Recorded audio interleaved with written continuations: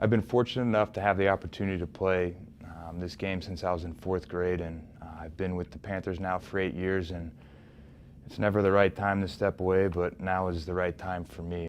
So I'm sure by now most of y'all have heard about Luke Kuechly retiring at only the age of 28, and we're going to go into what's caused some of that. I mean, if you look at his career, the dude's been a beast. Being in the top 100 for the last 4 years, like, that's crazy. He had 164 tackles this season, averaging 16 tackles a game. That's outstanding. And just for a player like him to be done so early is pretty crazy. So we're going to hop right into it now. Straight from Mexico, call her Quintana. Damn, she smoked my dope. Swear to God, we go Rambo. So Luke Kuechly, all right, one of the most dominant defensive players the league has seen in a while. And I mean a while. He was number 7 on the top 100 in 2016, number 20 in 2017, number 12 in 2018, and number 24 in 2019. That is absolutely outstanding for a defensive player to be ranked that high. Now, you kind of have to understand where he's coming from, though. Like, yes, he's had a very successful career. He left millions of dollars on the table by retiring early. But you kind of got to understand where the guy comes from. Now, before we get into all that, we're just going to dive back into a little bit of his past. He attended Boston College, where he popped off there, right? Gets drafted at Carolina Panthers.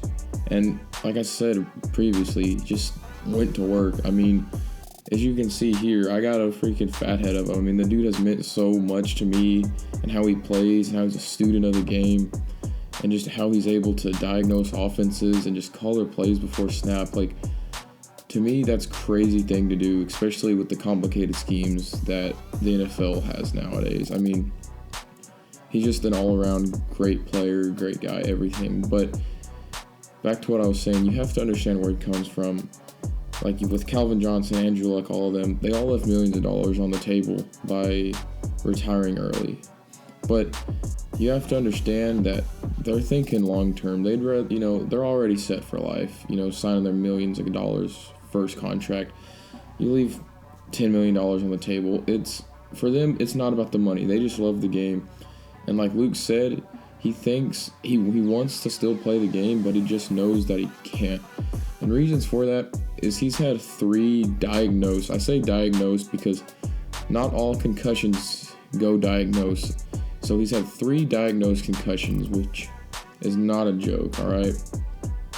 It's not like you can tear your ACL or whatever, but those injuries aren't the same as a concussion. Like, we all know with Antonio Brown, with CTE and all that. We gon' play for keeps, but I skipped out of college to get them dollars. We had a whole lot of money.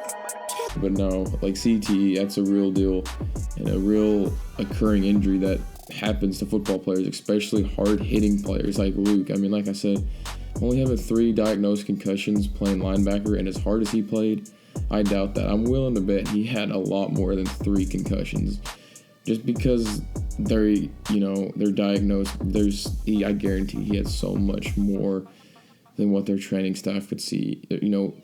Even as they call them bell ringers, right? Those still are considered concussions just because they don't register as high on their little, monitors that some of the players are forced to wear now. It's still pretty crazy, but you can't really blame him. I mean, the dude, he's a simple man. I mean, really, you think about it. He doesn't have social media.